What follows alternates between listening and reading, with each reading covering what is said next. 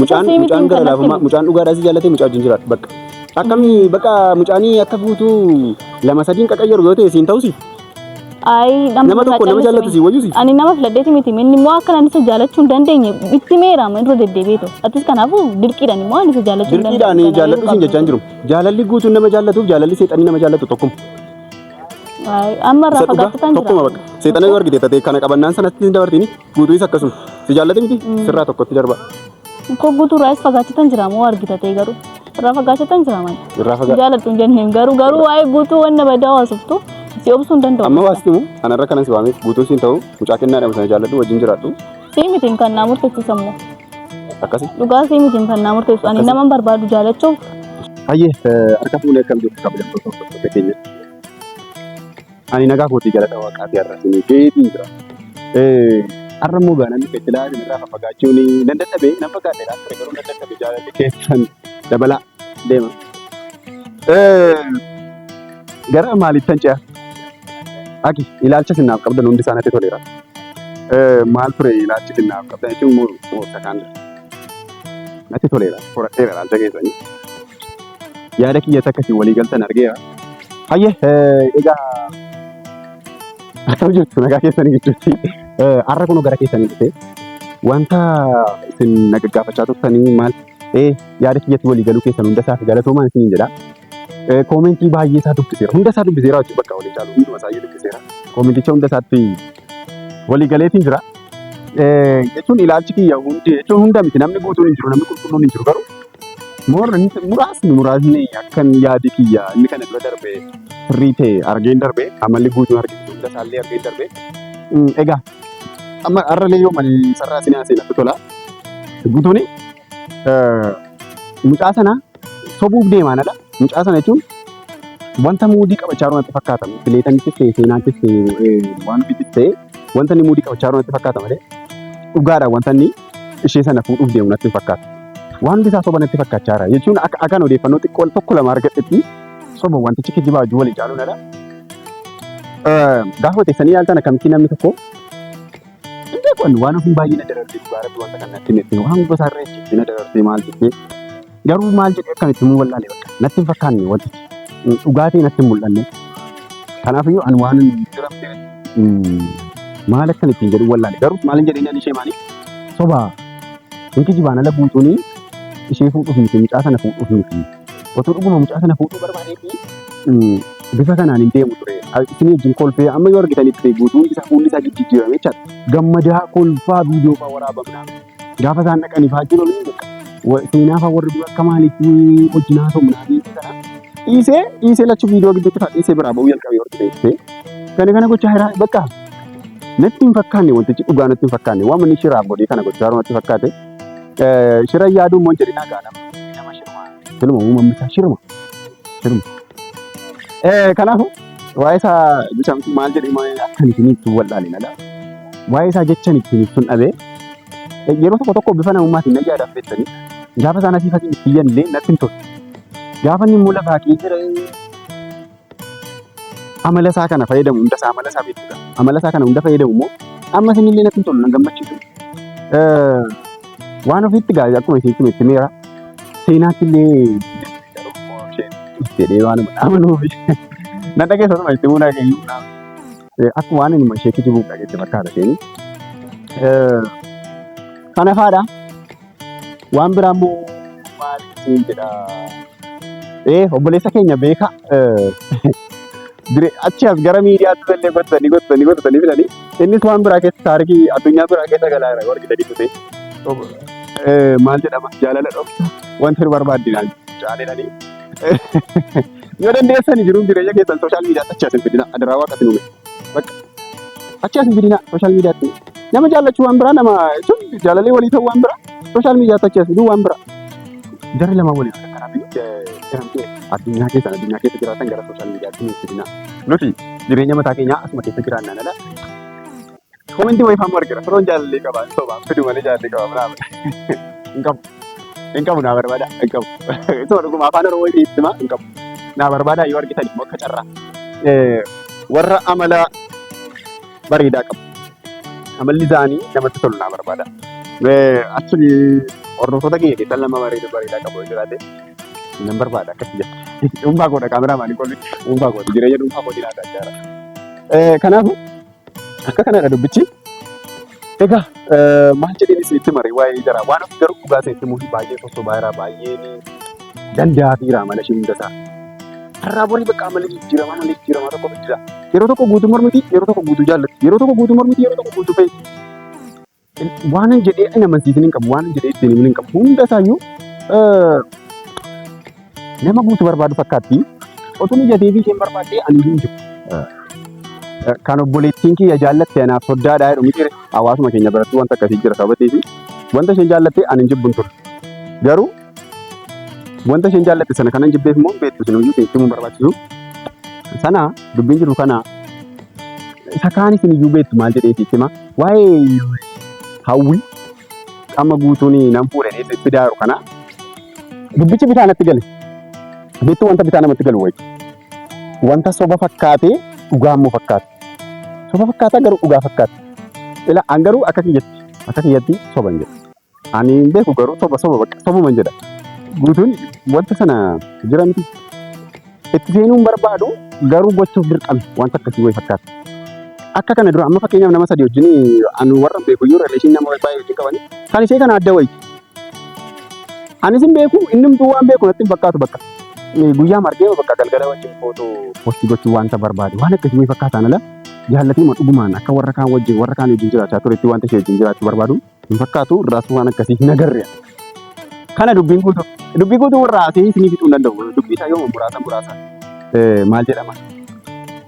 Muraasa mata duree ishee yoo haasee hiisee malee ta'u hafuurri afaan Oromoon harkaa qabu. Kana ayyee gidduutti walitti deebineerra. Egaa har'a gana fuula keessan dhufee fi maaltu jira seetan? Addunyaan kun beektanii jijjiiramtee erga namaaf galgala adda addaa jireenyi nama maal jedhama? Jireenyi namaallee akkuma wal caalu waa tokko lama seetti muufan dhufe gara keessanirra. Wanta isiitti mu barbaadu inni tokko yoo jiraate waa'ee fileetanii guutuun namoonni yeroo jalqabaaf nadhiisis hin barbaadu dheedhuu durbatti garaa jabaate yoo jiraate fileetan. Akka sabaatti yeroo jalqabaaf guutuu keessaa arrabni nama jibbee beekuun sin barbaadu nadhiisii kan inni jedhe yeroo jalqabaaf jedha dhugaa rabbi qabadhaa sirriitti yeroo jalqabaaf fileetan. Ana dur yeroo naannoo keessatti mandara keessatti beeku guutuun tokko dhattee nagaa gaafatte yoonnis nagaa gaafatte dabaree moo nagaa wal gaafatan hin bareeddaa irra jalqaba. Hin bareedda natti tolte jechoota akkasii fayyadamu. Har'a garuu gaafa fileetan bira ga'u guyyaa tokko waan akkasii wayi viidiyoo akkuma keessa hin arge gaariillee wanta kana quba qabu. Guyyaa wayi viidiyoo wajjin hojjetanii guyyaa jalqabaa wayi viidiyoochi achi as ba'ee kana booda sin jibbee sin barbaadu jedhe. Nama garrama yeroo jalqabaa fida. Ani waan irra darbe beeku ani. Isaaniitu waan akkasii har'a haasa'uu dhiisee natti tola bookoo hin barbaadu ati kana. Akkas dubbichi. Kanaaf iyyuu har'a fileetanii bakka kanatti waan madheera. Mucaa wayii akka yoo argitanii ta'e mucaa ishee jaallate maraataa tokko jira. Mucaa beekaa fa'aa kana dura guutuma fa'aa qabsiisanii turan mucaa obboleessa isaanii. Isii guutuu bira inni immoo fileetanii jaallate fileetanirraa na qabeete qofaatti illee haasofsiisee hin beeku garuu jira miti. Ani mucicha dubbii hin barbaadaa ture na dhoowwatan guutuu fa'aa gaafadhee naan qofaatti illee haasofsiisee hin beeku. Inni garuu akkan viidiyoo inni waraabu irratti argirratti mucattiidhaaf wareegamuu barbaada bakka aarsaa lubbuu kennuu barbaada mucattiif du'uu barbaada fileetanii jechaadha. Addunyaa jaalallee sobaaf kana keessa addunyaa akkasii keessatti dhugaadhaan jaallate dhugaadhaan du'uuf deemaa jira. Inni gaarummaa guutuuf hagalaa qaba akka kanatti gaarummaa guutuu haasa'uu qabna gaala. Yeroo hundumaa negatiivii nama haasa'uun gaarii miti ni mucaa kana dabarsee kennuufiinsaa garraamummaa taati. Waan barbaadan jira dabarsee kenneera akkas miti yoo isheen toleetteef garuu maaliif akka inni akkas godhe immoo beekuun xumurri namaa shiran qabu miti. Akkas dubbichi garuu waan fedheef iyyuu an beeku har'a fileetan dhufaa harki sababa ta'e booma walitti deemina wayya booda siittaa taata kaanis hordoftoota keenya. Nagaa kammi jira asiin dhaabadhu. Ajaja kaameraa maanii qofa ajaji karaa jechaa hin galu yoo na isin hiikeemu. Nagaadhaa fileetan jira hin baddee. Sagalee kun kaasee haasa'e hin baddee hin dhaga'u sagalee kun. Enna maali waan tokko gurraatu natti fakkaatu dhugaa dubbachuu. Mana kan irratti godha. Ini maal irratti godha. Irratti godha. Beeku garuu ani isaa soba.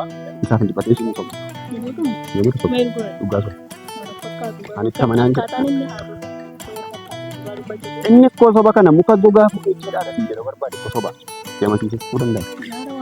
Muuxannoo akkasii qaba. Muuxannoo yeroo jalqabaa deemasiisee.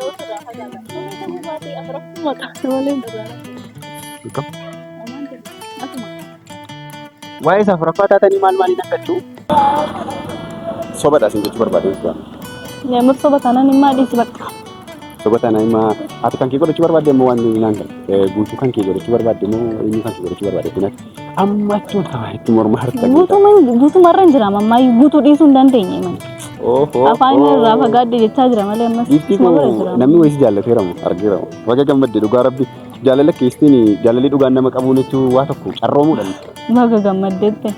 Natti qoosaa jiru baay'ee dhugaa dubbachuu fe'amar. Eessi qoosa? Ekkoo natti qoosaa jiru malee jaalalaa miti kun dhutee iyyuu. Mucaa gaafadheera. Mucaa yeroo isin jedhu mucaa fuula isaa dubbiseera. Beektanii dhagaan. Ekkoo miirri isaa tuun beeksisaamsi jaman namni nama jaalatu akkas taa'e akkaataan isaa tuun beekamaa mul'isee kun jaalalaa. Jaalalli miskiina nama godha. Jaalalli gowwaa nama godha mucaa. Ayi gowwaas miskiinas hin taane minni immoo. Maal ta'eera? Ittuma baate baay'ee mana takkasaa irraa dhugaa dubbachuu fi. Itti boojuu caasii jaallateera dhugaa rabbii qaaywaanii fayyadamu. Isa dhugaa maatii mucaa ammoo waan si dhibu qoradhe. Qabeenya dhani. Qorachuu irras naa deemtee mati. Qabeenya dhani. Na dhagayeeti. Qabeenya dhani. Buna kan buna hektaaraan qotuudha. Qamadii illee akkasumadha. Waa dhees jiraachisa. Waa dhees jiraachisa. Dura fufaa jechuu miti. Fufuu danda'u dura dhufee nama of danda'e miti minni. Akkas nama hin jedhin. Akkas nama jaalaa qabaaf danda'u. Nama qabeenya qabudha nama kookunoo magaalaa dhufee guutuu facaalaa jiraata haruudha. Jireenya mataa isaatii jiraachaa jira. Qoisa margeeraatti toleera wanna biraatti yaada jira. Wanna biraa yaadurraa kan ka'e jaalala deemaa mana jala deddeemaa jira. Mateefu akkan ani yeroo jalqabaadhaaf garuu guutuu dhiisi shiitii yemirreen.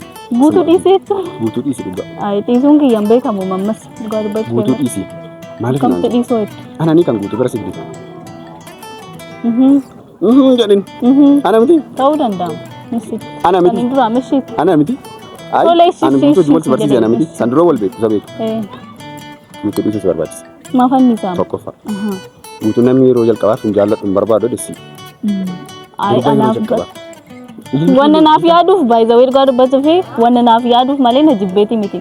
Ani immoo akka dubartoota kaanii sanitti namni dhuwan hin barbaanne. Inni siif galuu qaba. Miskiin tutti. Siif galuu qaba. Amma na dhagaye carraa argateetti fayyadamni guutuu dhiisii dhugaa rabbi siin ta'u. Isa sii miti kan naa beeku. Siif hin ta'u.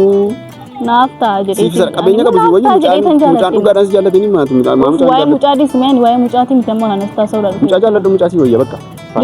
Dirqamaan isa jaaladhaan qoy isa jaaladhu namoonni baay'ee isa jaaladhu jechaa jirtanii man. Jaalala dhugaa siin qaba bakka. Ekkoo ani dirqamaan isa jaaladha moo dhugaa biyya kana keessatti maaf rakkasee gad. Jaalala dhugaa kiyyas sirra kasee akkuma isaasan ta'e ani immoo akka kiyyaa akka hin taane si miidhuun barbaanne deemetti meenu. Guutuun si jaallachuu isaa amma bakka sitti hafe dhugaa rabbi hin carroomte yaadu. Hin carroomte. Maal ani nama na jaalatu hin dhabne mani. Moo miidiyaa irratti inni bakka sin jaaladhe wanna beef malee ani nama na jaalatu dhabe hin jenne mani dhutee. Hin dhabne mani. Argatti qabdanii nama si jaallatu. Guutuun garuu siin ta'u. Mucaan gara laafummaa mucaan dhugaadhaa si jaallatee mucaa wajjin jiraatu bakka. Akkamii bakka mucaanii akka guutuu lama sadiin qaqayyaru yoo ta'e siin ta'u si. Ayi nama tokko nama jaallatu si wayyu si. Ani nama filadheeti miti inni immoo akka nan isa jaallachuu hin dandeenye itti meeraama irra deddeebiitu. Atis kanaafuu dirqiidhaan immoo ani isa jaallachuu hin dandeenye. Dirqiidhaan jaalladhu siin jechaa hin jiru. Jaalalli guutuun nama jaallatuuf jaalalli seexanii nama jaallatu tokkuma. Amma irraa fagaatatan jira. Tokkuma bakka. Seexana yoo argite tatee kana qabannaan sanatti hin dabartini guutuunis akkasuma. Si jaallate miti sirraa tokkotti darba. Ko guutuu irraas fagaachatan jira moo argitatee garuu. Irraa fagaachatan jira man. Jaalladhu hin jenneen garuu waa'ee guutuu wanna badaa haasoftu. Si obsuun danda'u. Amma waastimu kanarra kanas waamee guutuu siin ta'u mucaa kennaa dhabu sana jaalladhu wajjin jiraadhu. Sii mitiin kan naa murteessisan moo. Akkasi. Dhugaa sii mitiin kan naa murteessu ani nama barbaadu jaallachuuf. Akka warra kee kaasee fuudhee kan guutuu sana si fideettan si galchaa.